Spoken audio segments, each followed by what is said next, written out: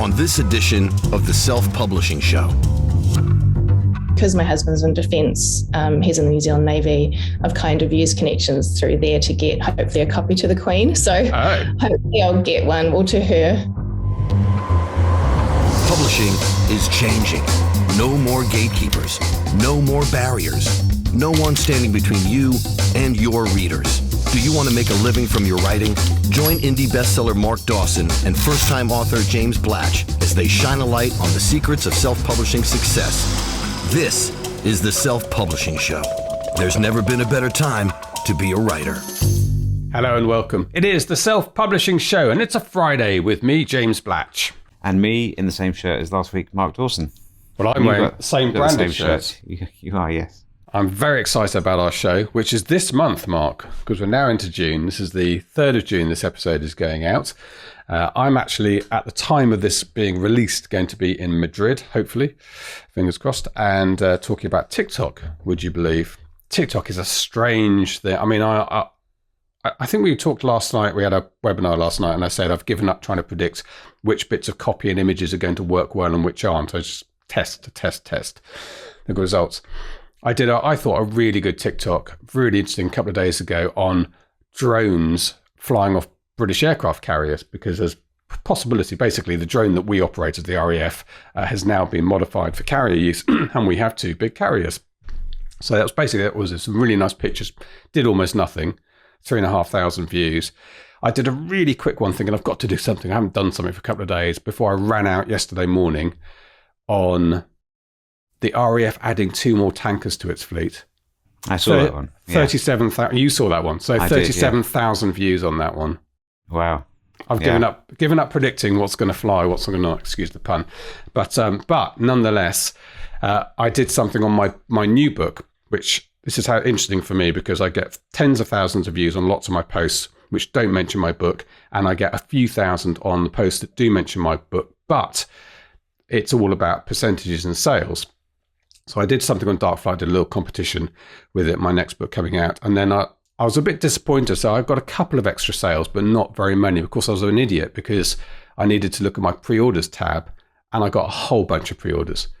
It did really well posting on Darkfly. People entered the competition, assumed they probably weren't going to get the signed copy, even if they were. They pre-ordered the ebook. So TikTok sells books, which will be my message to the good folks in Madrid today.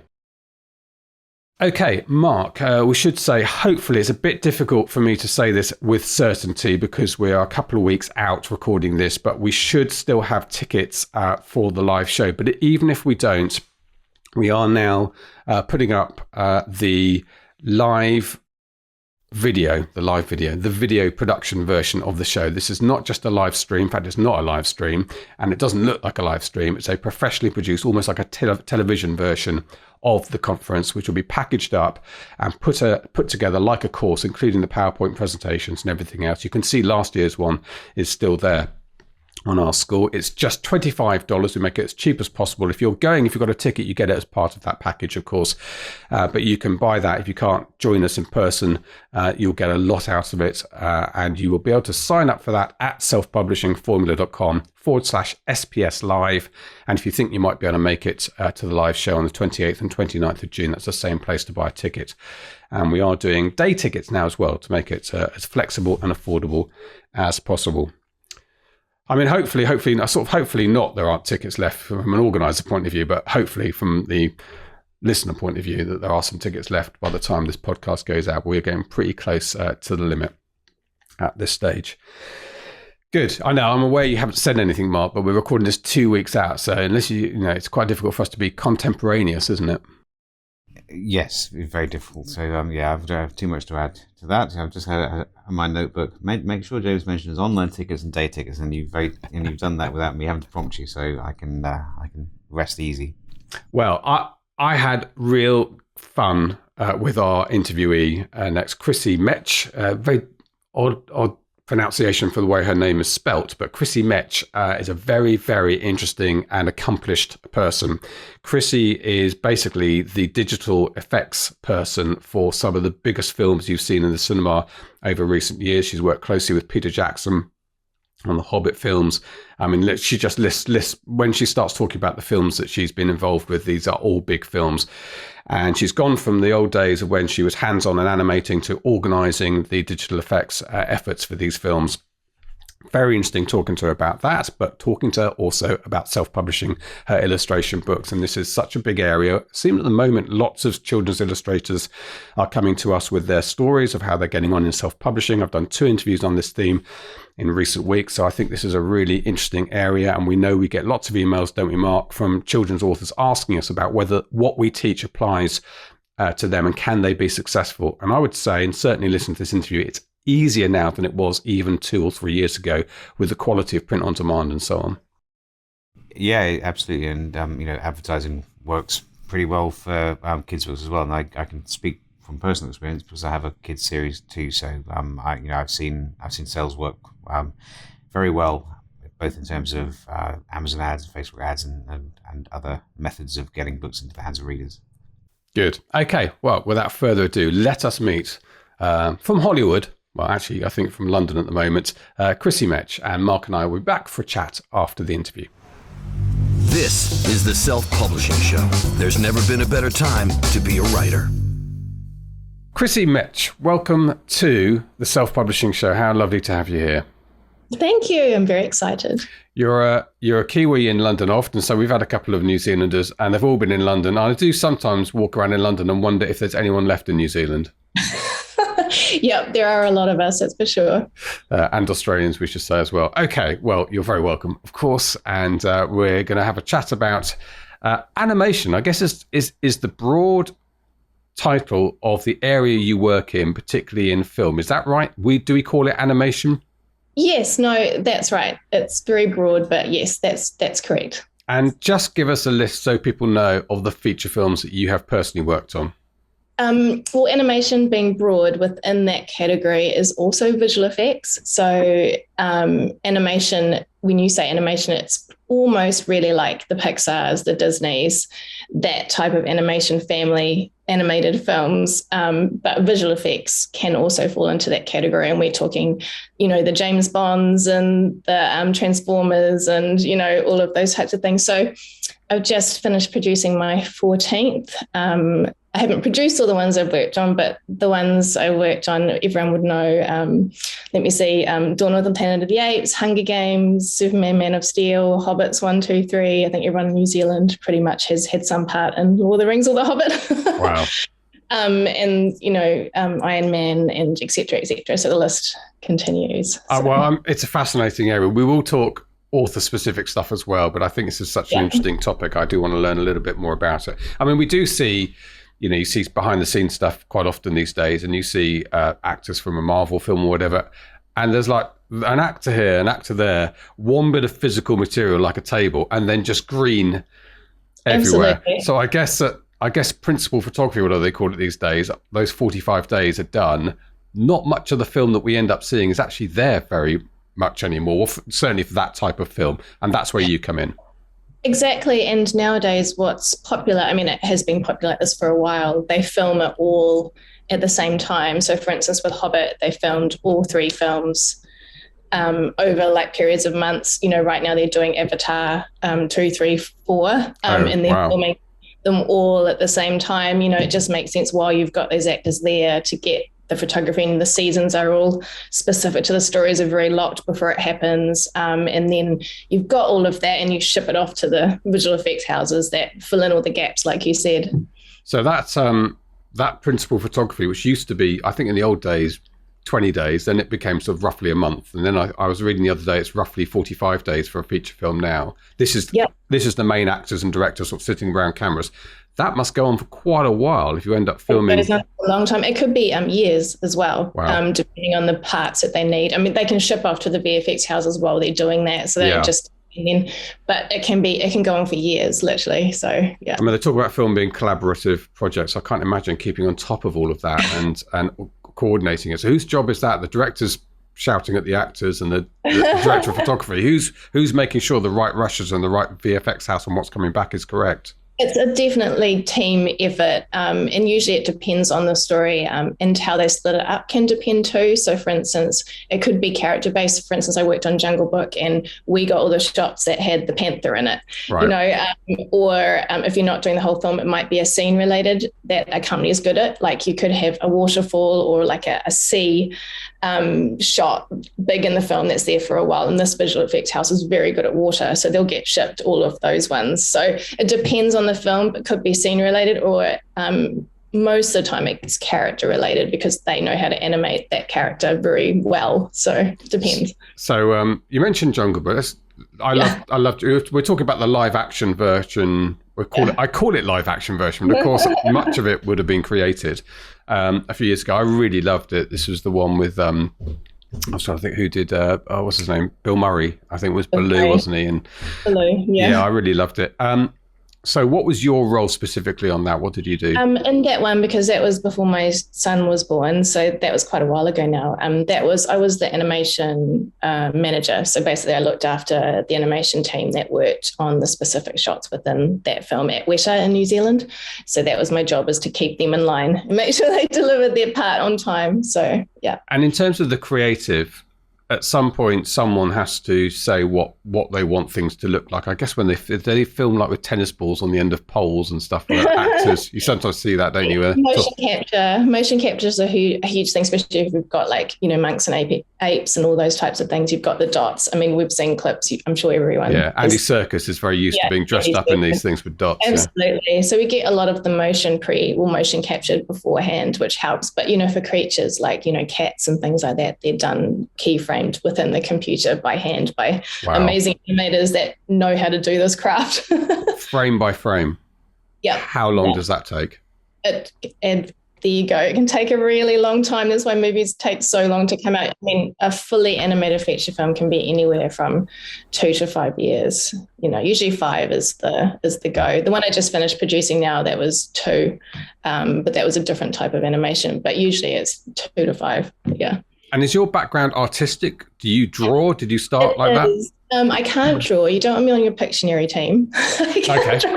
But I was an animator. So I started out being an animator a long time ago. Second ever school, I think, went through New Zealand, a 3D animator. But there wasn't much 3D around then. So I started out there, and then I fell into front of house, and I was kind of intrigued by all the people and the budgets and the schedules and the puzzle of it all. I really love the puzzle. And because I understand it and I'm a creative, I think it helps quite a lot. So it's as much a computer job as anything as a technical job, is it? I mean, you have to be pretty savvy with the IT side of things. And do you move from system to system? Every company has their own proprietary pipeline, basically. They had the same softwares that we use, like Maya is the 3D software that is generally used in most companies, but every studio has their own pipeline proprietary that goes within those softwares. So it's different everywhere that you work. The techniques are the same and the craft is the same, but the actual way it goes through and out the other side is different. So you have to be pretty adaptable. Okay, well, that sounds like an absolutely fascinating career, and you know, I'm a huge film fan. My wife and I, and Jill's my wife, but Mark and John and I all worked for the BBFC in London and watched films for a living for 7 or 8 years in my case. So we're big fans. So thank you for producing. I am very well aware, when you sit and watch a film for 2 hours, how many people are involved and how much work. And I remember someone saying, I can't remember who it was, Francis Ford Coppola or someone once said, once you understand how films are made, you'll believe it's a miracle that any film ever gets made. It's so true. And, you know, my husband, who's, you know, we've been married for so long, he's like, matte painting, and he points out all the things because he's best been around me. I try really hard not to get dragged in, but you can't help some of it. You try to watch the film and enjoy it. But then I can also remember seeing photographs of the old days of these beautiful drawings on bits of glass. That was how they mattered in the early days, wasn't it? To have the actors walking in the background and this sort of church painted on there. I mean, absolutely beautiful skills. And I guess those skills still exist today. It's just done in a slightly different way. It's just different. And all of the things. Yeah, it's pretty incredible, the technology and how far it's advanced. But, you know, it goes backwards and goes back to some of those techniques and then comes back forward and then... Yeah, there is something to be said for doing it old school, isn't there? And going back to there was the stereo like hype that went crazy, and everything, and then there's 4K and all of the craziness that went with stereo, and then it's kind of went back, and then 2D was obsolete, and then 3D was the thing, and now it's gone back to 2D is more the thing, and we're now looking at really is all the mixed together, which seems to be the popular watch. So. And you can overuse technology in films. I think probably George Lucas proved that with the prequels, in my view, where it just becomes a bit soulless almost. Yeah, I agree. Okay. I mean, you might get some work with George Lucas soon, so don't. I did. I did work at ILM for a while, so that was George Lucas's company for a while. It was really hard to say that I wasn't a Star Wars fan when I worked there for 2 years. Yeah, I bet surely everyone who ends up at ILM must be a secret Star Wars fan. But it was super fun crew. Yeah. Really good company. Good. Well, should we talk about books? Yes, I love books. Yeah, you love books, you have books, and you work on books. So tell us about that side of things. So I have my own children's boutique publishing company called Duckling Publishing, which started as myself, like we all do. And then I added authors as I've been going along, which is super fun. It keeps me grounded creatively. And it helps with that go between authors and films and creative and story, because I'm around so many great filmmakers and directors and storytellers. It was just, my head was bursting with ideas, and I had to get it out, like we all do. So I've got, I think, 13 children's books now, and I publish, I think, 10 others with different authors. So 13 of your own, and you publish 10 others. Yeah, so it's very small, but it's just me. So it's, it goes from manageable to unmanageable to manageable and back again, depending on what area of my film I'm in. Yeah, that sounds like my life. Yeah. Well, let's talk about your books then. So how did that start, and what did you create? What do they look and feel like? So I started when my son was born 6 weeks premature. So I was on Jungle Book at the time, and the whole world kind of just fell apart a little bit while we figured all that out. And then I went from doing all these things to nothing, when you've got a newborn baby. And my brain was still working a lot, and I thought, this is the best time to put all my stories down. So I went down that rabbit hole. This is, 2015, somewhere around there. And I went down that rabbit hole of trying to figure it out. And I sent my manuscripts off to a few people and got rejected, just like we all did, and then realized I'm just going to self-publish and do it that way. And that's where it started. I started them. They're all usually based on someone in my life. So I've got a whole series called Max and His Big Imagination, which is my nephew. I've got another one called Amy's Dreaming Adventures, which is my niece. And then I've had a couple of friends ask me to do some ones of their kids and boutique ones. So I've done all of those. So it's really fun. And I've got a new one that's just come out for the Queen's Jubilee here in the UK, which was super fun, that I did with my son. And then my other authors are all got different things, chapter books, and Elastic Island Adventures, which is our New Zealand Pacific Island series. So so a lot going on there. And just on a side note, the idea of a bespoke book, which you've done for a couple of friends, I mean, that was quite a big idea a few years ago. I know a couple of companies do that, where you put in your child's details and they get their own story written about them.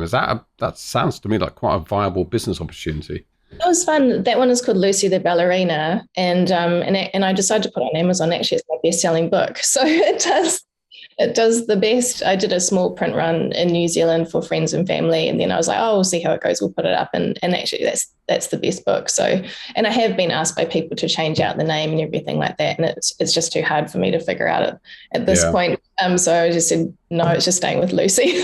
Yeah, you need that to be an automated process, I think, don't you? You fill in a form and it populates the book with that stuff. But anyway, just saying, there's an idea there. I know you're very busy, but and so how much of the book do you do all the words and all the pictures, or do you coordinate an illustrator to work on the pictures? It's a worldwide thing, isn't it? We've all got our freelancers everywhere. So, a lovely stay-at-home mother in South Africa is my book layout. She lays them all out and puts all the designs together. And then I have illustrators all around the world.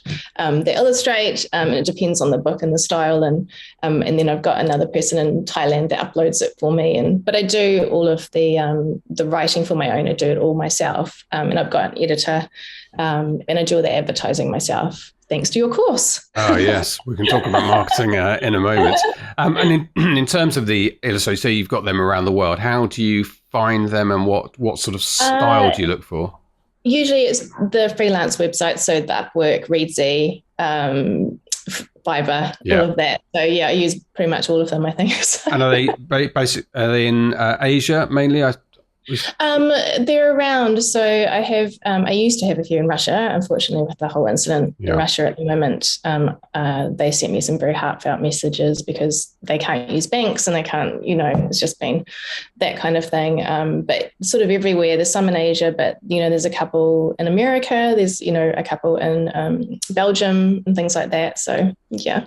And how does that collaboration work? Because do you have a very specific idea in your mind about what you're after? Yeah. That's one thing I'm quite good at. So I can see in my head visually how everything should be because I'm a visual producer and I do this all day long. So for me, translating words to pictures and back again, notes I get from other authors and directors, and that's very easy because I do it all day. So it's very easy for me, actually. I find it really lovely. I'll send them stuff that I want. If they can do that, they'll do it. If they don't, they don't. And then so the process, once we start, it doesn't take very long. So yeah. And then the writing itself, the stories, what do you have a background? I mean, I always worry slightly about writing for an age group because it feels like you almost need to have a degree in education to know what language to use. The rest of it, is that something that's come naturally to you? Because my son's 6, so he's in a good age group. So I've kind of been writing for him as he's getting older. But I usually write for the character and what I see around me. But I do have editors that I do check it with and fellow authors just to make sure I'm on the right page. And I've got a couple of teachers and things like that. And I work really well with the schools. I do author school visits and things like that. So I try to make sure I'm writing within the age bracket appropriate for that. How many words are these books? I mean, I guess they're changing and becoming slightly more wordy as they get older. Yeah, they can go up to 1,000, but they're usually small, and that can be 400 or 500 depending on the small book. The Max books are quite small. The Lucy one's even smaller. That's for like the 2-year-olds, so it's 300 or 400 words, something like that. So yes, yeah. And these are words presumably going to be read by parents to children at that age. And then when you're age 6, you're aiming for the child to read. Is that a different style of writing, or? No, it's true. My son's reading by himself now, so it's really interesting to see how he reads it. And it is a different style of writing. There's less description. They get to the point, especially I find with my son being a boy, he just wants to know when something's going to be attacked and killed. Right, yeah. When is the monster going to die? Oh, they're talking about getting there too long. And that's where we're at the moment. And he's like, oh, yeah, I just want to know. If this is useful attention span stuff you can take into your feature film world. Yeah, exactly. It's time for monster killing. Yeah. So that's what he's into at the moment. So it's fascinating. I'm sure I've got that bracket in me coming up soon. Yeah. Reading more of these books. So are these sold exclusively as physical books? Everything.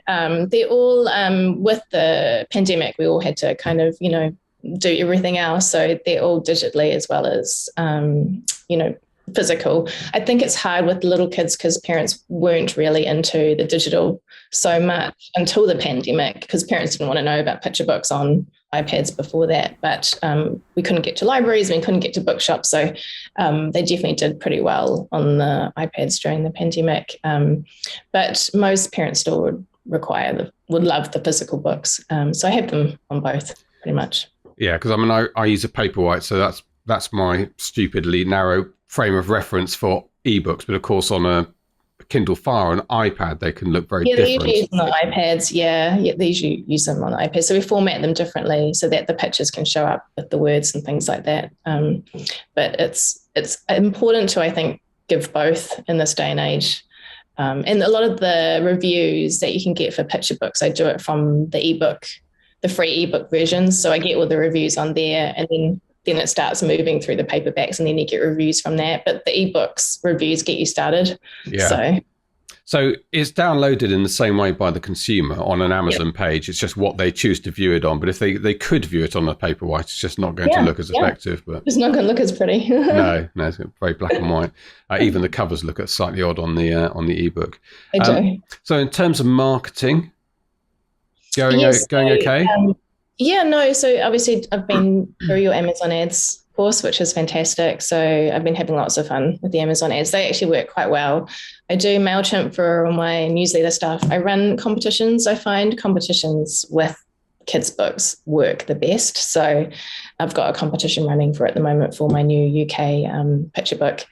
And then it's just word of mouth networking. Like I've trolled the closest stores around me and the coffee houses that are all going to stock my latest book in their coffee house and things like that. And it's who you know. And because my husband's in defence, he's in the New Zealand Navy, I've kind of used connections through there to get hopefully a copy to the Queen. So hopefully I'll get one, or to her escort. So hopefully that will, generate something. But I do some paid advertising as well. I had a PR agency here in the UK that did a promotional for the book that went out. I've had mixed results from doing paid PR. I think it's better almost for you to drive it yourself, doing all the author school visits. Like I've booked 5 author school visits, and I do posters, and I've got a book that I give away to the school and all the order forms and all of that. So it's very much, you still have to do it yourself. And then with my other authors, I expect them to do that part themselves. Like I'll do all their MailChimp, I'll do all their Amazon advertising, but I'll ask them to try and do some school visits themselves and get out to markets and all of that. So yeah, it does feel to me like the PR services that are on offer feel to me a bit outdated, and they probably worked in the old world. I'm not sure. They're very expensive for what you get. Yeah, it was. They had a special, but it was still expensive. I think it was about £200, and they sent the ad cheap for PR, yeah. Twice. And the list I saw was great. There's about 3,000 email addresses on it, and they're all proper, email addresses, but, I probably only got about 10 replies. So I don't know. I don't know if it's almost better if you cold call them yourself. So it sounds like you've been cold calling all the cafes and restaurants around your place. I have. It's quite fun. There's a tea house and a lovely local coffee shop. And yeah, it helps when you've got your son with you who looks really cute. Yes. Always take a son with you. And you're giving the books for free, are you, to those places, or for them to sell, or for them just to gain? They sell them. Okay. Most of them don't want anything actually in return, so they're not taking a cut, but it helps for them to have something different in their shop because it brings in families, and it gives them something else to look at and new and refreshing. So most of them are just happy to have it there, and they'll just give me the cash or however it runs through. So we're still working it out. But I always give one to each bookshop or cafe that they want to open and have a look, and you can't sell that again. So it's just... Yeah. How much of this sort of outdoor physical marketing, school visits and cafes and stuff do you end up doing?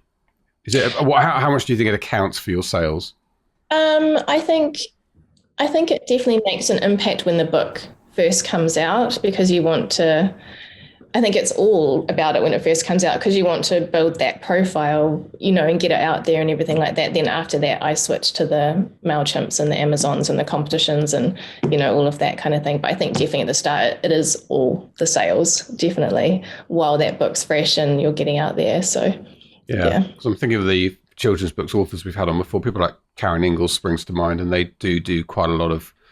I think a lot of authors think school visits don't work for them if they write novels and so on, but children's books, it does seem to be a staple part of marketing. Yeah, I think so, because the kids are, they love it, and they love learning from the authors, and it's creative, isn't it? And I know the curriculum here, which is very different to New Zealand, the primary schools, depending on which one is the creative part of the primary school, isn't as affluent. So it's nice having authors and people come in I do animation talks as well to the schools, which I love. So I'll go in and talk about animation. Like, you can get paid. Yeah. Animate. Inspire the next generation. And I think that's still, even in New Zealand, that's kind of, kids don't realize they can do that as a career. And I really want people to realize that it can be a career, especially for women coming up through, it's still not, high numbers of women that come up through the industry. So, you want to get out while they're early and talk to them about it. Yeah. And the Amazon ads, you mentioned them a couple of times. So this is a question we do get a lot. Every time we open up the courses, people say, I write children's books. Does this work for children's books? And we know that paid advertising can work, but it doesn't work necessarily in the same way it would work for me. For a start, you're basically advertising towards parents, I guess. you are advertising towards parents. And I've had some instances because there's a couple of cheeky lines in one of my books because they're for kids, right? Kids love the cheeky lines.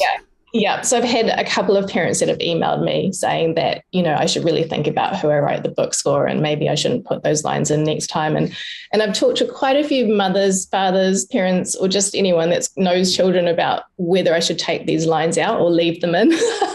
And unanimously, everyone's like, leave them in because you write for the kids, not for the parents. So it is a tricky thing. So, you do have to be, it's just like all books. You've got to make your cover relevant. You've got to make it clear what the book's about. You've got to do your research. Obviously, it does fall into those girls and boys categories. Girls like particular things, boys like other particular things. If it's smushed in the middle, it can be really hard to make it do well. You have to find another way, just like with every other book. I've got another author that I help with that has talks about personal hygiene, so make sure you have a bath and brush your teeth and all of that kind of stuff. And that genre is huge in the kids area, but hers does really, really well because it's like a specific little girl that has a specific look, and you can cater those keywords quite specifically for her age group. And so it's you just have to be quite clever, and you have to use more visual keyword references than probably what you would for novels and things like that. Right. So when you say visual keyword references, what? Yeah, so parents will literally type in black girl dental hygiene or something like that. So you have to really think outside the box of the, in one of my books, it's, girl loves unicorns and whatever it is. So, you do have to think as a child and what the parent would type in about their specific kid, because they're quite specific what they type in. So yeah, and there's a lot of talk these days. There has been in the last 40 years, but seems to be accelerating on gender stereotyping and what we should do and do not as parents. And I did find it quite difficult because we had a child and a girl and a boy, girl first, and I was very kind of, they should absolutely choose their own thing. And of course, Emily was devoted to pink and dolls and Barbie, and William wanted to play with planes. And I know the socialization comes in from TV, etc. But do you ever feel that you are being urged by some people to be a little bit more gender neutral, I suppose is a modern phrase, or are you quite happy that you're being led by what parents and children want? I think you have to do what you're passionate about. So the cheeky lines that I have in my book is because the book is portrayed, like Lucy the ballerina is portrayed as obviously a very girly girl. She's a ballerina and she loves unicorns, but inside that are a couple of cheeky lines about just stuff that she likes that is not what probably a traditional little girl would find funny. And I get, harassed about that all the time, but that's what Lucy is, a real little girl, and that is her. And those are the things that she loves. And, so that's just how it is. So you do have to choose your battles. Yes. You do have to choose your battles sometimes about which way you want to go. You write to market or you don't write to market, or you've got one that's kind of, challenging that you stick with or you don't. So it's, but, I'm sticking with it because in my head, that is Lucy. Yeah. And that's being true to her, and that's the little girl that she is. So, and I guess your boy must be an influence on his choices and his things on a lot of your other books. And again, like you, we tried to be very neutral as well. We're not into cars at all, but he learned his colours by sitting on the side of the road and watching cars go by because he loved cars so much. But we're not into cars or anything like that. But it's, and then I took him into a bookshop because I didn't really know what he liked to read, and he'd gotten picture books were too easy for him. So I just took him into Waterstones, and I was like, just choose something that you want to read, because I didn't know really. So he picked up this monster fighting series, and there's 27 series of this amazing Beast Quest books, and he just loves them. And I would never have picked that for him. I would never have guessed that he loved a little boy called Tom who kills monsters. Sounds awesome. I know, but he could have, I don't know, he could have been into cars or dinosaurs or, something else. But so I just let him go for it and pick out what he wanted to read. So back to the Amazon ads, which I should ask you about, because I know that's what people are very interested in. You talk about those visual search terms and being clever about predicting what parents are going to ask for, which is a little bit different from everyone else. Do you then go into the campaigns and look at what the actual search terms have been used? Because that was a revelation for me in the course that Janet Margot talked about that. Absolutely. It's everything. It's your bread and butter. And it changes with trends as well. Children's books, I think, change faster. So I will actually go in and change my KDP keywords quite often from Rocket with the trends that are going on as well. Always looking into that data. But absolutely, the search terms are life-changing. You've got to go in there, check out your search terms and change accordingly. Yeah. So we should say this is what, in the back end of Amazon ads platform, you can see what people typed in that led them to make a purchase of your book, and it's not necessarily the keywords that you put out.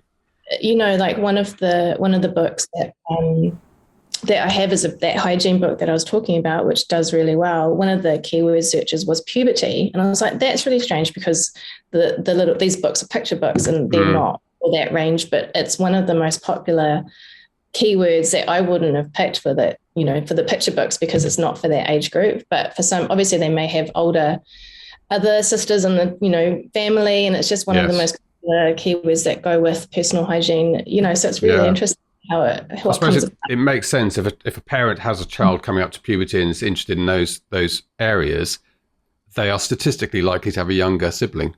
That'll be their oldest child. So yeah, exactly. Yeah. Most people have more than one child. That's how that works.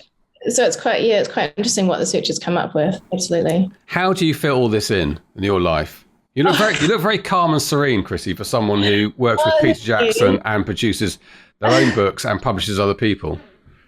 I finished. I've just been on holiday, so that's probably why. Right. I just finished, Oh, you look absolutely stressed out the rest of the year. Oh, no, I didn't realize how burnt out, obviously like everybody, pandemic and war, because my husband's in the military. So all of that. And, I had a crew of 400 across 3 countries and for this film that we just finished. So it was a lot. But again, I'm kind of one of those people that need to do several things at a time because they go in waves. So having the books is calming for me, going back to the authors, going back to the books, going on my Amazon searches. Like I don't know, there's something really satisfying about it. And it's something you're creating yourself. And I love doing my films, absolutely. But I'm managing all of those people and all of those things. But the books are, there's something true to your heart that you're doing for you or your authors. So it's just, and it's creative. I'm a creative at the end of the day. So yeah. So in your film work, is it less creative and more sort of people management and workflow? Absolutely. Yeah, it's not, it's creative in the line of work that we're producing, but, my job is to keep the boat going in the direction it's supposed to go on time, on budget.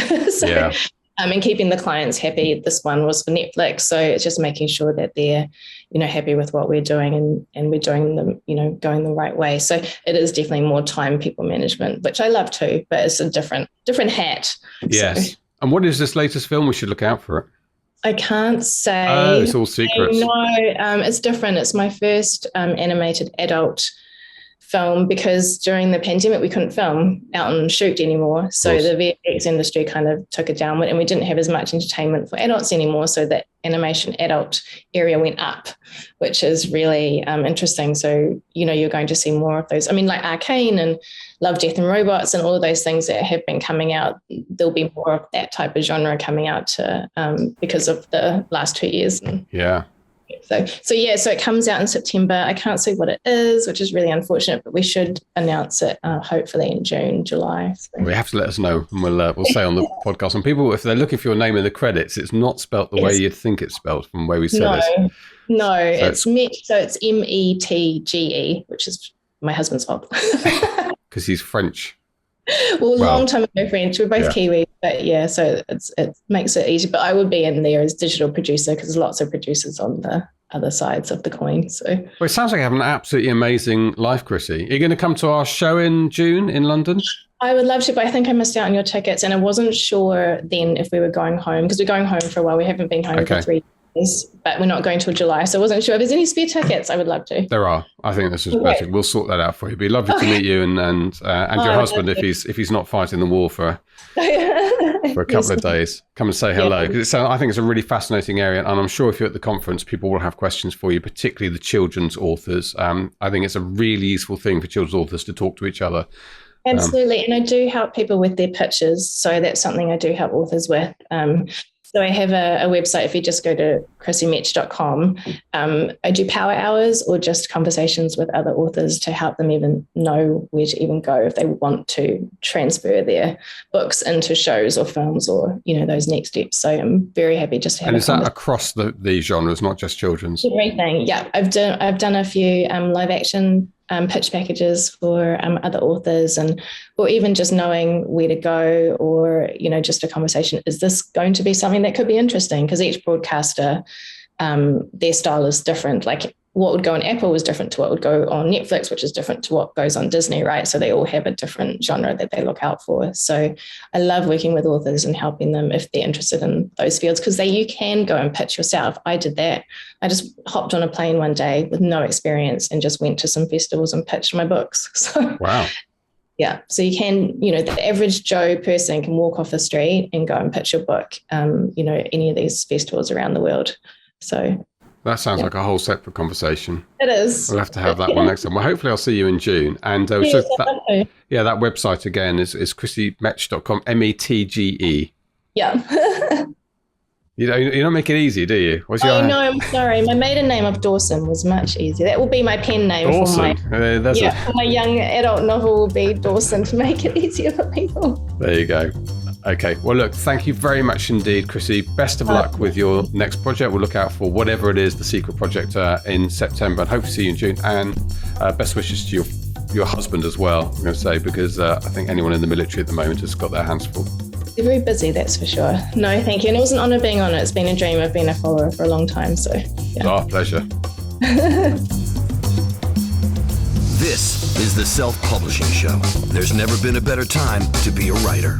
There you go. I mean, I do find the film, well, don't we all find the film world very glamorous? And I know it's a hard slog. And these films these days, which, start as an idea and 10 years later end up in the cinema. And in between that time, there's been huge amounts of work. And even after what we call, you and I know some of these expressions because we've kind of worked in the industry, principal photography, the bit when they put the star and the director together for about 40 days or so. That's only a small part of these films now. And so much of it is green screened at the time and is put in afterwards. And that's where Chrissy comes in. And as you heard in the interview, that world has changed from sort of hand drawing in the 50s to early computer stuff to today. It's not just an animated feature that would require a lot of animation. It's a film that involves outer space, a Marvel film, and probably half the movie is created in computers now. And Chrissy does that for a living, and then for extra money for her side hustle is a children's author as well. And what a great synergy that is in her career. Yeah, absolutely. No, it's a very interesting area of work to get into, and hopefully she sells tons of books. That's she might not do that anymore. She might decide that it's too much glamour for one person. She wants to write books for full-time living. Yeah, and always nice to have a Kiwi on the show. We've got a couple of Kiwis coming all the way over from New Zealand to our live show in June. So it'll be the longest journey I expect for any of the attendees. Yeah. Okay, I think that's it from me, Mark. Hopefully we'll be back a little bit more contemporary next week. But until then, thank you to the team in the background for putting all this together. All that remains for me to say is it's a goodbye from him. And a goodbye from me. Goodbye. Goodbye. Get show notes, the podcast archive, and free resources to boost your writing career at selfpublishingshow.com. Join our thriving Facebook group at selfpublishingshow.com/Facebook. Support the show at patreon.com/selfpublishing show. And join us next week for more help and inspiration so that you can make your mark as a successful indie author. Publishing is changing, so get your words into the world and join the revolution with the Self-Publishing Show.